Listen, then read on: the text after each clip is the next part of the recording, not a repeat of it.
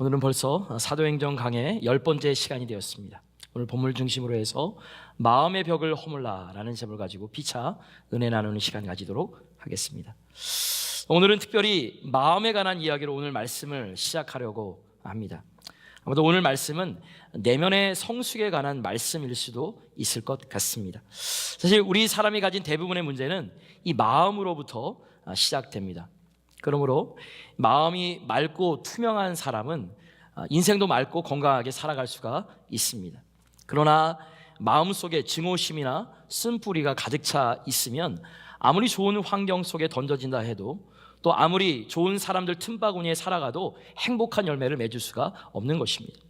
왜냐하면 마음을 가로막는 그 증오심과 미움의 벽이 그 모든 하나님의 축복과 행복을 가로막기 때문에 그렇습니다. 여러분들 기억하실지 모르겠지만 1994년도 9월에 온 대한민국 땅을 뒤흔들었던 충격적인 사건이 하나 있었더랬습니다. 20대 청년으로 구성된 6명의 범죄자가 체포된 일이었습니다. 지존파라고 부르는 20대 청년 6명이 단지 돈이 많아 보인다는 이유만으로 5명을 살해한 사건이었습니다. 그들은 심지어 시체를 태우고 인육까지 먹었다고 보고를 했습니다. 그들은 또한 부자들을 혐오했기 때문에 사람을 가리지 않고 외제차를 타고 다니고 백화점에서 고액의 물건들을 구입하는 고객의 리스트 1200명의 명단을 확보하고 무작위로 살해하는 일을 자행했다라고 합니다. 참으로 끔찍한 일이 아닐 수 없었습니다. 이들에게 사형 선고가 있던 날에 판사가 지금은 이제 고개를 숙여서 안 보이는데 가운데 있는 이 김기환에게 마지막으로 할 말이 없느냐고 물었습니다. 그때 김기환이 남긴 마지막 말이 더 충격적인 파장을 남겨주었습니다. 나의 인생을 결정적으로 바꾼 계기가 된 것은 초등학교 선생님이 남긴 한마디 말 때문이라고 그런 말을 했습니다. 판사가 경악했고 그 재판정에 있는 모든 사람들이 경악을 했습니다. 그가 초등학교 다닐 때 너무나도 가정 형편이 어려웠답니다. 미술 시간에 이 준비물을 가지고 올 수가 없었습니다. 근데 어느 날 그 미술 선생님이 화가 난 모습으로 그에게 다그쳤습니다. 도대체 몇 번째야? 너는 왜 미술 시간만 되면 이 준비물을 가져오지 않느냐고 말씀을 하신 것입니다. 차마 돈이 없어서 가져오지 못했다고 말을 하지 못하고 고개만 숙이고 침묵을 지키고 있었는데 그때 선생님이 김기환의 머리를 때리면서 해서는 안 될 말 한마디를 했습니다. 제가 그대로 재현하기 때문에 앞에 욕이 있어도 제가 그대로 이야기하도록 하겠습니다. 이 새끼야, 다음부터는 훔쳐서라도 가져와. 이 한마디가 김기환의 마음속에 와서 팍 박힌 것입니다. 놀라운 사실은 이 김기환이 그 분노를 무려 17년 동안 가슴에 품고 살아왔다라고 했습니다. 가진 자와 가지지 못한 자 사이에서 온 부조리의 현상들, 그 사회를 향한 혐오의 마음속에 억울한 분노와 고통이 있었지만 이것을 내뱉지 못한 억눌린 분노를 그가 자그마치 17년 동안 담고 있었을 때 그가 남길 수 있었던 삶의 열매가 무엇이겠습니까? 복수심과 살인밖에 없던 것이었습니다.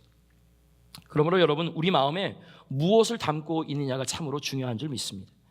아무리 좋은 환경 속에 살고 좋은 것을 먹고 살아도 내 마음 속에 어두운 것이 가득 차 있으면, 내 마음 속에 증오심과 쓴뿌리와 미움으로 가득 차 있으면 우리들의 마음이 삐뚤어질 수밖에 없습니다.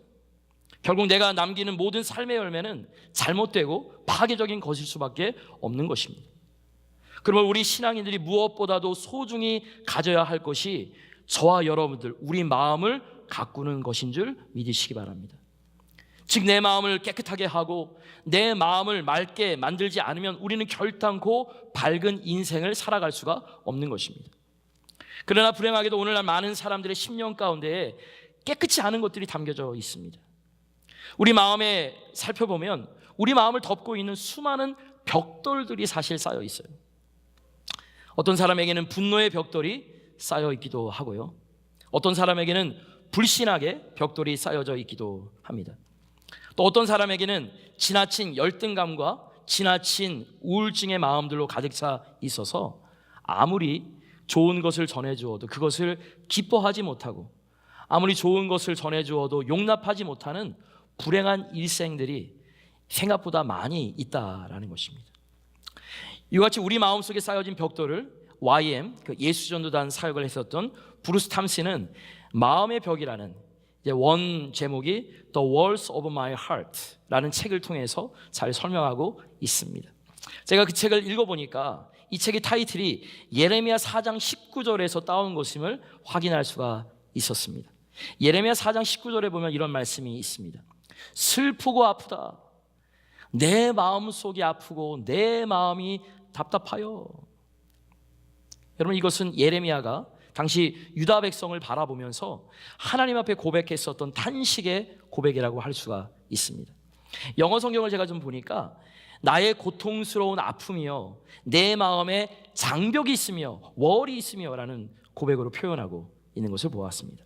하나님이 예루살렘을 사랑하셔서 그 백성을 구원하고 그 백성에게 은총을 베풀길 그토록 원했지만 이스라엘 백성들의 마음속에는 하나님의 말씀을 거역하는 불순응의 장벽이 있었기 때문에 아무리 하나님의 은혜를 부어주셔도 받지 못하는 그들의 모습들, 아무리 용서하고 싶어도 용서의 위치까지 나오지 못하는 백성들, 결국에는 멸망당하고 심판당하는 자기 민족을 바라보면서 예레미야는 마음속에 장벽이 있음을 고백한 것입니다. 오늘 저와 여러분의 마음속에는 이러한 장벽이 없으십니까? 우리 모두의 마음속에도 나는 인식하지는 못하지만 내 마음을 짓누르고 사람과 사람 사이를 짓누르는 수많은 장벽들과 벽돌들이 존재하는 것을 우리가 알아야 되는 것입니다. 이 벽이 있게 되면 아무리 하나님께서 은혜를 부어주셔도 은혜를 받을 수 없습니다. 아무리 하나님이 사랑을 부어주셔도 우리가 그 사랑을 누리지 못하는 것입니다. 이와 같은 장벽이 주어지게 되면 결국 대인관계가 무너질 수밖에 없고 사람과 사람 사이의 문제를 야기할 수밖에 없습니다. 그러므로 여러분 마음속에 이미 쌓여져 있는 이와 같은 부정적인 벽돌들을 깨뜨리시길 주의 이름으로 축원합니다. 자, 그렇다면 과연 우리가 어떻게 하면 내 마음의 벽돌을 깨뜨리고 하나님의 진정한 은혜를 향해서 나아갈 수가 있을까요? 자, 오늘 텍스트에 보시면 스데반의 설교를 들었던 유대인들의 반응들, 정확하게 말하면 공회원들의 반응이 오늘 텍스트 속에 기록되어져 있습니다. 우리가 지난 몇 주일 동안 사도행전 7장을 통해서 스데반의 설교에 대해서 살펴보았습니다. 이 스데반의 설교는 아브라함부터 시작해서 이스라엘 전체의 역사를 아주 컴팩트하게 조명을 했습니다. 이 역사는 하나님의 구원 역사였습니다. 그리고 이 마지막 결론은 예수 그리스도의 십자가라는 사실을 그가 밝히었습니다. 참으로 위대한 설교였고요, 하나님의 마음을 잘 설파한 설교였습니다. 그런데 이와 같은 스데반의 설교가 마쳤을 때 이 설교를 들었던 유대인들의 반응은 어떻습니까? 54절 말씀 우리 다 같이 한번 읽어보겠습니다. 시작. 그들이 이 말을 듣고 마음에 찔려 그를 향하여 이를 갈거늘. 하나님의 찔림의 말씀이 그들에게 선포되었을 때 일단 그들의 마음이 찔렸습니다. 그들 마음에 갇히게 된 것입니다. 여기까지는 좋습니다. 여러분, 그랬으면 어떻게 하는 것이 정상입니까? 말씀으로 가슴이 찔리면 회개하고 하나님 앞에 자복하면 되는 것입니다. 근데 오히려 그들은 어떻게 합니까? 하나님의 말씀으로 마음이 찔렸을 때 오히려 이를 갑니다. 하나님의 음성에 분노를 하며 적개심을 가지고 달려드는 이들의 모습을 주목하시기 바랍니다. 여기서 이들은 멈추지 않고 다음과 같이 행합니다. 57절과 58절 다 같이 있습니다. 시작. 그들이 큰 소리를 지르며 귀를 막고 일제히 그에게 달려들어 성 밖으로 내치고 돌로 칠세 증인들이 옷을 벗어 사울이라 하는 청년의 발 앞에 두니라. 지금 하나님께서 그들을 향해서 말씀하시는데 그들은 귀를 막습니다. 소리를 외칩니다. 그리고 스데반을 성 밖으로 내친 후에 돌을 들어서 치기 시작하는 것입니다. 참으로 난폭하고 분노에 가득 찬 폭력 행사가 아닐 수 없습니다. 유대인들이 왜 이와 같은 반응을 보였습니까? 스데반의 설교가 잘못되어서 그렇습니까? 아닙니다. 제가 아는 한 신학 성경에서 스데반의 설교만큼 가장 극명하고 정확하게 전달한 복음 강해는 없습니다. 자, 그렇다면 스데반의 설교 속에 나타난 이스라엘 백성들을 향한 하나님의 계획과 하나님의 구속의 뜻이 잘못된 것입니까? 그것도 아닙니다. 여러분 이미 아시다시피 구약 성경에 보면 세계 어떤 민족보다 가장 하나님의 은혜를 많이 받았던 민족이 이스라엘 민족이었습니다. 누구도 누리지 못한 하나님의 축복을 그들은 받았습니다. 누구도 받아오지 못한 하나님의 특혜를 받았고 특별한 취급을 받았던 민족이 이스라엘 민족이었습니다. 그러면 하나님의 구속서에도 아무런 하자가 없는 것입니다. 그렇다면 왜 그들이 이 놀라운 구속의 외침 앞에 이와 같이 폭력적인 반응을 보였습니까? 그것은 그들의 마음 깊숙이 쌓여있던 하나님에 대한 불신앙과 하나님에 대한 반역과 거역에 대한 장벽 때문이었습니다. 아마도 그들은 이것을 인식하지 못했을 것입니다. 언제부터 그들 마음속에 이러한 불신앙이 쌓여 있었는지 그들은 인식하지를 못했지만, 그러나 사실 이스라엘 민족이 태동하던 순간부터 약 한 1500년이 흘러가는 동안 그들은 반복적으로 하나님을 거역해 왔습니다. 하나님의 뜻을 반대 방향으로 나아가길 원했던 그들, 하나님은 그들을 사랑했지만 그들은 도리어 우상을 선택하고 우상 승부에 그들은 모든 것을 올인합니다. 그래서 그들은 도리어 하나님의 선지자들을 죽이고 궁극적으로 하나님을 대적한 역사, 바로 이와 같이 오랜 세월에 걸쳐서 그들 마음속에 축적되고 축적되었던 불신앙의 벽이 결국은 하나님 말씀의 선포 앞에 이와 같은 부정적인 반응으로 나타난 것입니다. 여러분, 이와 같이 마음에 이 부정적인 이 장벽으로 가득 차 있는 사람은 어떠한 하나님의 말씀이 주어져도 이해하지를 못해요. 어떠한 은혜가 주어져도 그 은혜가 그들에게 임하지 못합니다. 하나님이 누구보다도 그들을 사랑한다고 해도 그들은 그 사랑을 받아들이지 못합니다. 그렇다면 오늘 여러분과 저에게 이와 같은 장벽이 없을까요? 이미 말씀을 드린 것처럼 이와 같은 우리 마음속의 장벽은 이상하게도요 하루아침에 만들어지지 않습니다. 오랜 세월에 걸쳐서 만들어집니다. 대부분은 어린 시절에 부모로 받은 그 학대라든지 아니면 사람으로부터 받은 거절, 배신, 이러한 것들이요 세월을 거듭하면 거듭날수록, 나이가 들면 들수록 나도 모르는 사이에 벽돌이 되어서 내 마음의 빗장을 걸어 잠근다고 말합니다. 미국의 발달 심리학자이죠, 에릭슨의 책 중에 Young Man Luther, 젊은 루터라고 하는 책이 있습니다. 이 에릭슨은 마틴 루터의 어린 생애부터 조명하면서 이 마틴 루터의 삶에 있어서 가장 큰 장애물을, 이 압스테클을 이 책에서 찾아냅니다. 참으로 신기하게도 이 루터의 삶에 있어서 가장 큰 장애물은 그의 아버지라고 이야기를 합니다. 제가 이 책을 읽어보니까 루터가 아버지에게 채찍을 맞으면서 성장을 했습니다. 많은 학대를 받으면서 성장했습니다. 거의 완벽주의에 가깝게 그렇게 학대를 받으면서 살았습니다. 그러므로 루터에게 남았던 아버지상은 늘 때리고 늘 학대하고 늘 펄펙한 것을 요구하는 아버지였습니다. 근데 참으로 신기하게도요 이 아버지의 이미지가 하나님을 믿고 나서도 하나님의 이미지로 그대로 오버랩 된 것입니다. 그래서 이 루터에게 있어서 이 하나님의 이미지는 심판하시는 하나님, 채찍하시는 하나님이 컸습니다. 그래서 하나님이 아무리 사랑한다고 말씀해도 젊은 루터는 그것을 받아들이지 못하는 것입니다. 오히려 하나님을 멀리 떠나고 자신을 학대하고 무릎팍이 닿도록 스스로 고행을 자행할지언정 하나님의 은혜와 사랑을 그는 받아들이지 못했습니다.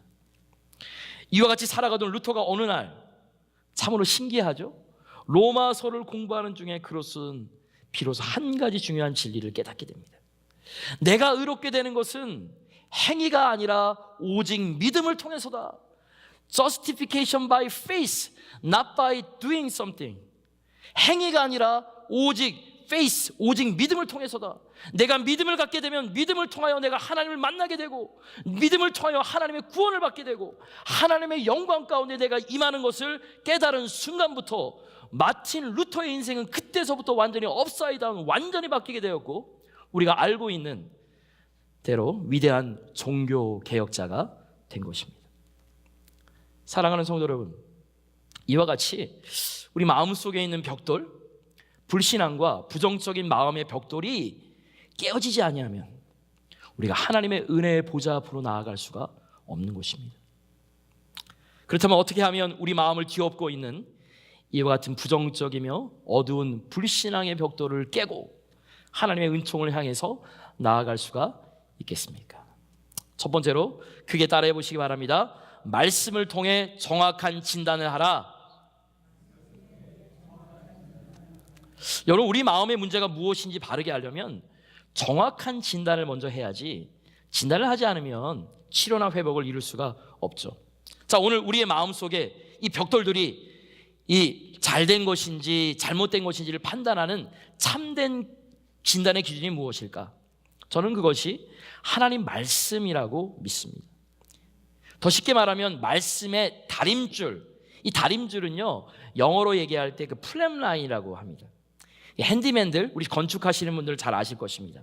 이제 사진에도 여러분 보시다시피 이 건축할 때 이 벽을 세우고요, 기둥을 다 세운 후에 줄 끝에 이와 같이 끝이 뾰족한 추를 달아서 떨어뜨리지 않습니까? 그러면 그 추에 이 뾰족한 끝이 지구 중심, 이 중력을 향하기 때문에 똑바른 선이 그어지게 되죠. 이것이 바로 영어로 플랫라인이라고 그러고 한국말로는 다림줄이라고 그러죠.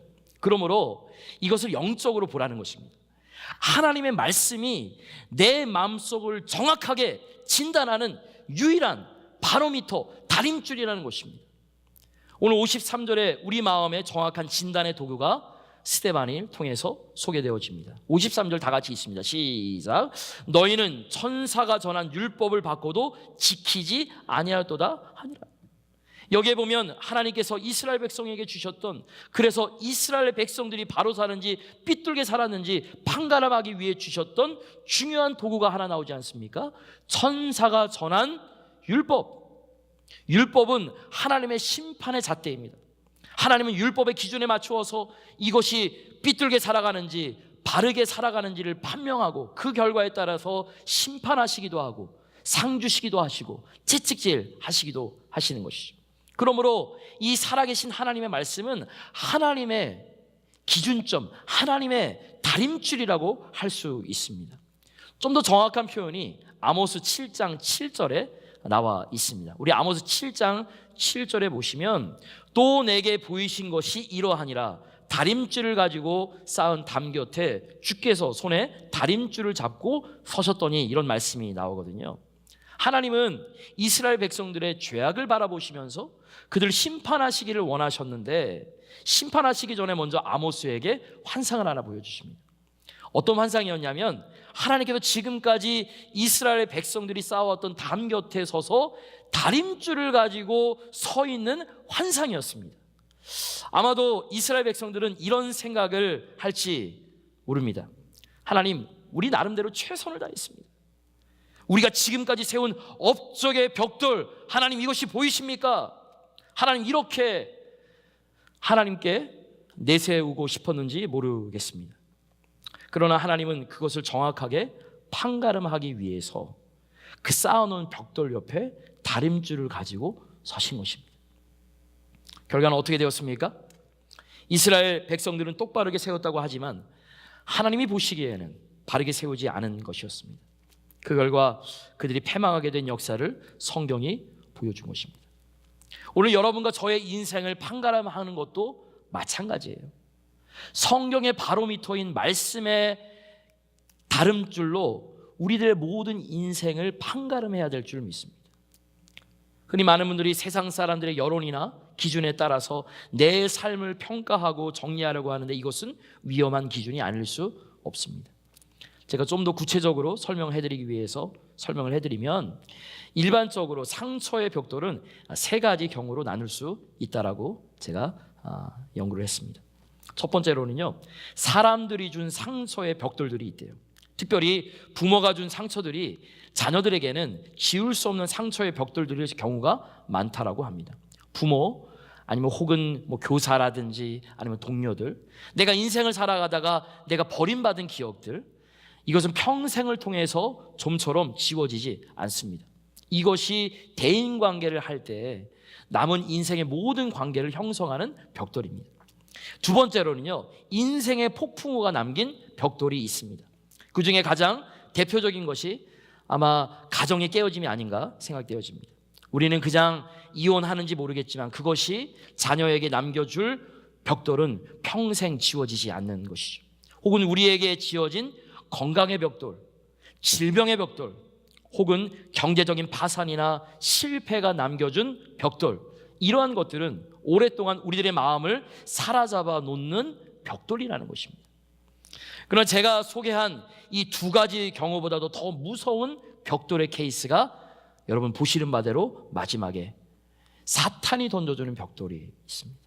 여러분, 이것은요, 죄악이 나의 마음속에 남겨주는 죄악의 벽돌, 이것이 사탄이 주는 것이죠. 여러분들 아시는 바대로 사탄은 기만자입니다. 사탄은 거짓말장입니다. 사탄은 언제나 미혹자입니다. 사탄은 언제나 우리로 하나님보다 멀어지게 하는 존재이지, 사탄은 결코 우리를 하나님께로 인도하는 존재가 아닙니다. 사탄은 언제나 우리의 기쁨이 심령에서 빼앗아가기를 원하는 존재입니다. 그래서 우리가 기쁨 가운데 있잖아요. 사탄은 시를 가리지 않고 때를 가리지 않고 우리 마음의 기쁨을 빼앗아가고 우리를 속입니다. 결국에는 하나님의 사랑, 하나님의 믿음을 의심하게 됩니다. 때론 우리들에게 불필요한 죄책감과 절망을 심겨주어서 내가 하나님께 아무런 무가치한 존재인 것을 계속적으로 심겨주습니다. 그러나 여러분, 거기에 속으면 안 됩니다. 사람들이 나에게 어떤 상처를 주든지, 환경이 나를 어떻게 이끌어가는지, 사람이나 환경에 따라서 우리 인생의 기준을 비추면 안 되는 것이에요. 그렇다면 우리가 어디에다가 비춰야 됩니까? 오늘 말씀대로 하나님 말씀에 저와 여러분들의 인생을 거시길 주의 이름으로 축원합니다. 환경이 나를 속일 때, 이 고통 가운데서 나를 붙드시는 하나님의 말씀을 붙잡을 때 환경에서 이길 수 있는 믿음이 저와 여러분 가운데서 회복되어지길 주의 이름으로 축원합니다. 사탄이 너는 참 애통하게 지어졌어, 너는 불행자야, 너는 절대로 일어설 수 없어, 그럴 때 하나님의 말씀을 붙잡고 나를 사랑하신다는 주님의 음성을 듣고 내 앞에 있는 마음의 장벽을, 압스테크를 무너뜨리고 하나님의 은총 가운데 나아가시는 저와 여러분들 되시길 주의 이름으로 선포합니다. 두 번째로, 저와 여러분들 마음에 있는 장벽을 허물기 위해서 중요한 것은, 크게 따라해 보시기 바랍니다. 성령의 충만을 간구하라. 여러분, 우리 마음속에 있는 상처의 벽돌을 진단을 하는 것도 참 중요하긴 한데요, 진단만 한다고 그것이 그냥 사라질까? 그렇지 않죠. 진단한 후에는 내 마음속에 있는 잘못된 벽돌을 제거하고 하나님이 기뻐하실 것으로 다시 채워야 되는 것이에요. 그래야지 우리 마음속에 또다시 죄악의 벽돌이 쌓이지 않게 되는 것이죠. 자, 그렇다면 우리 마음속에 반드시 채워야 될, 우리 마음을 충만하게 채워야 될 가장 소중한 하나님의 선물, 그것이 무엇일까요? 저는 그것이 성령의 능력이라고 믿습니다. 오늘 55절을 보시면 여러분, 이 스데반의 모습이 기록되어 있지 않습니까? 제가 지난주일 유대인들이 이 스데반 집사에게 보였던 반응은 반항적이고 폭력적이고 파괴적인 반응이라고 말씀을 드렸는데, 그 반면에 스데반은 이와 같은 유대인들의 분노와 쓴뿌리에 어떻게 반응했는지 그것이 55절 이하에 잘 나타나 있습니다. 55절 있습니다. 시작. 스데반이 성령 충만하여 하늘을 우러러 주목하여 하나님의 영광과 및 예수께서 하나님 우편에 서신 것을 보고. 여러분, 이것이 바로 스데반의 인생을 붙잡았던 가장 중요한 능력의 원천입니다. 스데반이 성령 충만하여. 지금 그 유대인들이 돈을 들어서 스데반을 칩니다. 그러나 스데반은 돌에 맞으면서도 두려워하지 않습니다. 오히려 60절을 바라보시기 바랍니다. 무릎을 꿇고 크게 불러 이르되 주여 이 죄를 그들에게 돌리지 마옵소서, 이 말을 하고 자니라. 주여 저들의 죄를 저들에게 돌리지 마옵소서. 저들은 저들이 하는 죄를 모릅니다. 그러면서 오히려 저들을 용서하고 축복하는 모습 보십니까? 그리고 비록 그가 돌에 맞아 피투성의 속에서 죽어가면서도 성경은 그래서 기록하기를 마치 편안하게 잠을 잔다, 거룩한 영광 가운데 죽음을 맞이했다고 오늘 성경은 말씀하고 있는 것입니다. 여러분, 무엇이 분노하는 그 군중들 앞에서, 자기를 죽이려고 돌을 던지는 그 사람들 앞에서 이토록 평화롭고 아름다운 모습을 보일 수 있도록 만들었을까? 그것은 바로 스데반 집사 마음속에 가득 차 있는 성령의 능력임을 믿으시길 주의 이름으로 축원합니다. 오늘 여러분들의 마음속에 이와 같이 성령의 능력이 충만하게 임하면 우리가 억울한 일을 당해도 그것을 이겨낼 수 있는 줄 믿으시기 바랍니다. 성령의 능력이 여러분들 마음속에 충만하게 임하면 분노의 상황이 찾아와도 우리가 분노를 극복하고 얼굴에 웃음을 잊지 않을 수가 있는 줄 믿으시기 바랍니다. 여러분 마음속에 성령이 충만하게 되면 비록 나의 삶의 현장이 고통과 애통의 현장이라고 할지라도 그것을 기쁨으로 승화시킬 수 있는 줄 믿으시길 주의 이름으로 축원합니다. 이런 면에서 우리 마음속에 무엇이 가득 차 있는가를 점검하는 것이 참으로 중요합니다. 여러분, 우리 마음속에 무엇이 가득 차 있는지를 알려면 어떻게 알 수 있는지 아십니까? 물론 여러분 얼굴 표정과 삶의 열매를 보아도 알 수 있지만 첫 번째로 볼 수 있는 것이 언어예요, 말이에요. 그래서 우리가 드림 미라클 120 하면서 축복의 언어, 기적의 언어 하는 것 아니겠습니까? 우리가 무슨 말을 하는가를 보면 우리 마음속에 무엇이 가득 차 있는지 알 수 있죠. 여러분, 사람들이 흔히 하는 말에는 마음에 있는 것이 터져나오기 마련합니다. 우리가 모르는 가운데서도 죽겠다, 미쳐버리겠다, 환장하겠네 이런 이야기를 우리도 모르는 가운데 하는 것은요, 우리 마음속에 무엇이 가득 차 있다는 것입니까? 네거티브적인 것, 부정적인 것들이 그냥 가득 차 있다는 것 아니겠습니까? 여러분, 내 마음속에 성령이 가득 차 있는데 어떻게 이런 말을 할 수가 있겠습니까? 제가 갤럽 통계를 보니까 여자분들이 남자분들보다 오래 산다는 통계가 나왔습니다. 왜 그럴까? 이게 불변의 법칙인 것 같아요. 여러분, 왜 여자분들이 남자분들보다 수명이 긴 줄 아십니까? 이 갤럽 조사에 보니까 두 가지 때문이래요. 뭔지 아십니까? 여자들에게는 남자들에게 없는 것이 있습니다. 수다와 눈물이래요. 수다와 눈물. 여러분, 수다라는 것은요 굉장히 여자들에게 중요한 도구가 아니십니다. 일단 만나면 떠드는 것입니다. 무조건 마음에 있는 거 그냥 다 토해냈습니다. 근데 사실 남자분들은 이것을 잘 못하지 않습니까? 그냥 묵직하게 간직하고 있어서 이것이 나중에 마음속에 짐이 되는 것입니다. 물론 제가 알고 있는 사람 중에는 남자분들 중에서도 여자분들 못지않게 수다를 잘 떠시는 분들도 계시지만 보편적으로 그렇다는 것입니다. 여자분들 이야기 들으면 제가 생각했을 때는 그냥 다 보잘것없는 것 같아요. 그러나 모르긴 몰라도 무조건 다 쏟아져 버리는 그런 은사들이 여자분들에게 좀 있는 것 같습니다. 여기서 마음속에 답답함이 풀린다라는 것입니다. 또한 여러분, 눈물이라는 것이 어떻습니까? 안 되면 그냥 울어대치지 않습니까? 그죠? 여러분, 눈물은요 우리 마음속에 있는 상처와 슬픔을 토해내 놓는 카타르시스입니다. 그래서 이 눈물과 이 수다를 통해서 여자분들이 그래도 남자들보다는 스트레스를 잘 풀어서 오래 산다고 했는데, 그러나 제가 여러분들에게 한번 여쭤볼게요.